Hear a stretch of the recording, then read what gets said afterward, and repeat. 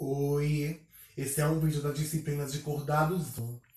Esse vídeo é sobre o tipo de reprodução que acontece com o mussum, conhecido também como enguia do pântano ou cobra d'água.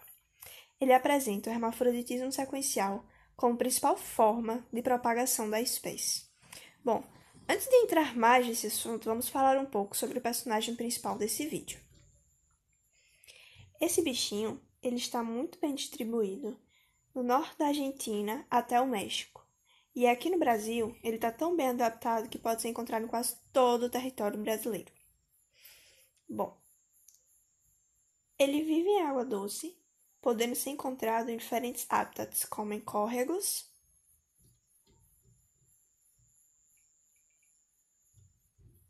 em rios, em pântanos e também em lagos. Bom, mas durante períodos de seca severa, ele também pode continuar vivo. E como isso acontece, já que ele precisa de água para sobreviver? Bom, ele passa por um processo chamado de estivação, que é quando o peixe cava uma espécie de túnel na lama, se encolhe e fica lá, em um tipo de dormência, com um metabolismo bastante baixo. Ele não come, ele fica lá realmente sem fazer nada, esperando que o curso do rio volte ao normal, para que, quando ele volte para esse rio, ele possa comer tudo que vem pela frente. Bicho, que fome. Bom, já que a gente está falando da alimentação, a gente pode considerá-los como carnívoros, pois ele gosta de se alimentar de presas vivas, como crustáceos, moluscos e pequenos peixes. Mas também insetos, minhocas e materiais vegetais. Se tiver disponível, ele come também.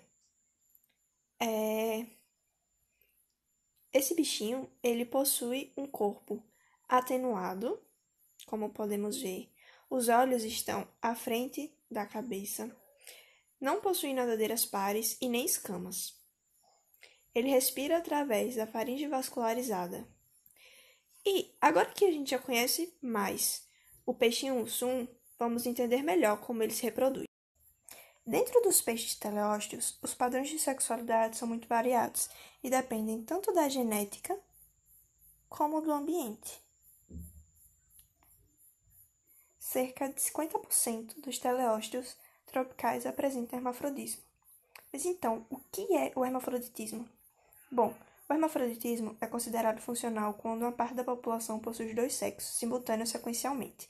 Então, sendo assim, a gente pode dividir ele em duas partes. O simultâneo, que ocorre quando o indivíduo ele apresenta as duas gônadas durante toda a vida. E o sequencial, que primeiro o indivíduo vai se reproduzir como fêmea e depois ele passa a se reproduzir como macho, ou vice-versa. Bom, esse tipo de hermafroditismo, ele também pode ser dividido em dois, que seria o protogênico e o protrândico. O protogênico é quando nasce uma fêmea, mas em um certo período o ovário vai sofrer um remodelamento virando testículo. E o protrândico ocorre o contrário, o macho inicia o processo. Esse troca-troca é chamado de inversão sexual, uma característica marcante do hermafroditismo sequencial, e pode acontecer por fatores espontâneos e fatores não espontâneos. Bom, os fatores espontâneos eles são influenciados pelo comportamento sexual, indução hormonal, fatores genéticos e fisiológicos. Já os fatores não espontâneos eles podem ter como mecanismo de defesa, alterações no hábitat e condições extremas. O tipo mais comum é o sequencial protogênico diândrico no mussum. O termo diândrico é para mostrar que existem dois tipos de machos. Os primários, que são aqueles que possuem a diferenciação do testículo enquanto ainda são juvenis, e os secundários, que se reproduzem como fêmea e posteriormente vão se reproduzir como macho. Isso ocorre provavelmente por causa de alguma pressão ambiental, como o desaparecimento dos machos primários na população. E aí as fêmeas maiores vão passar por um processo de remodelamento do ovário em um testículo funcional. Vale lembrar que isso ocorre com frequência porque os machos primários, por algum motivo, são poucos na população. E o termo monoandria é para dizer o contrário, que só tem machos secundários. Essa fase transicional é chamada de intersexo, e nela ocorrem várias mudanças que podem ser observadas histologicamente. Assim, com muita boa vontade, dá para notar uma diferença macroscópica também. Só que isso é bastante complicado, porque a espécie ela não apresenta dimorfismo sexual externo. E dessa forma, você até consegue diferenciar através das gônadas, mas isso é uma tarefa bastante difícil. Bom, como você pode ver aqui na figura, dá para diferenciar precisamente apenas a gônada do testículo do macho primário com as outras, porque as três últimas são bastante parecidas, mas a primeira apresenta 2 lóbulos.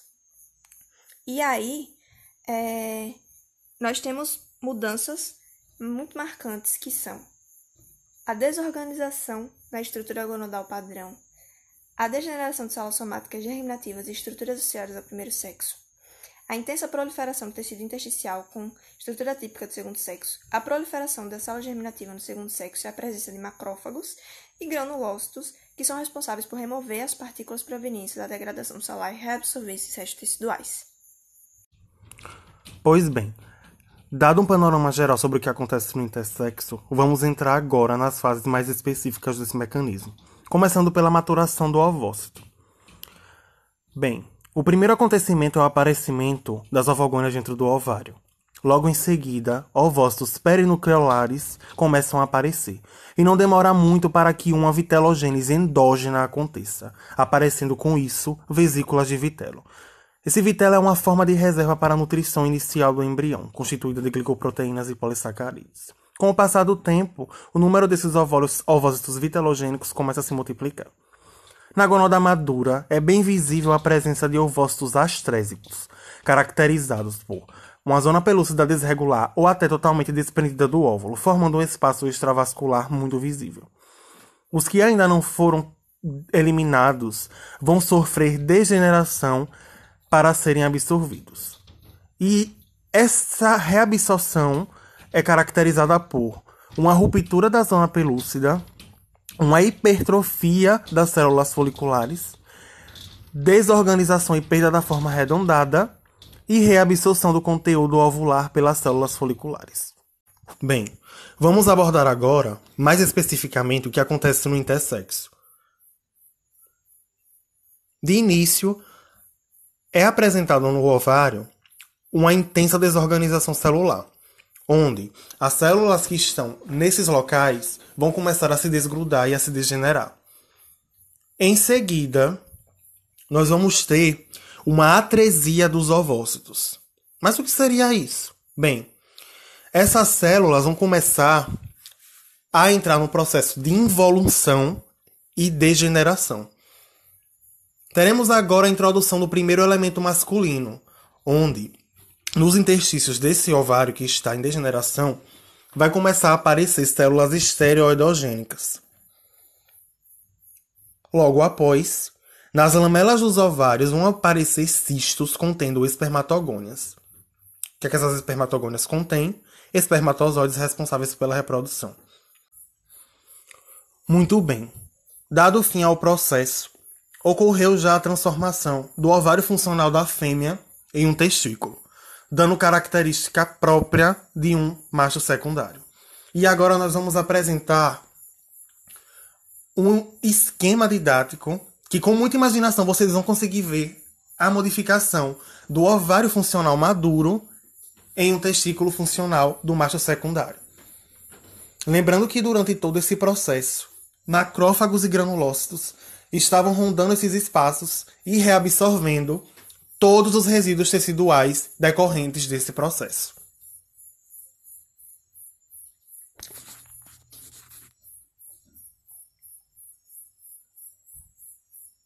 E por fim, aquela bela fêmea passou pelo processo de intersexo e transformou-se em um lindo machinho.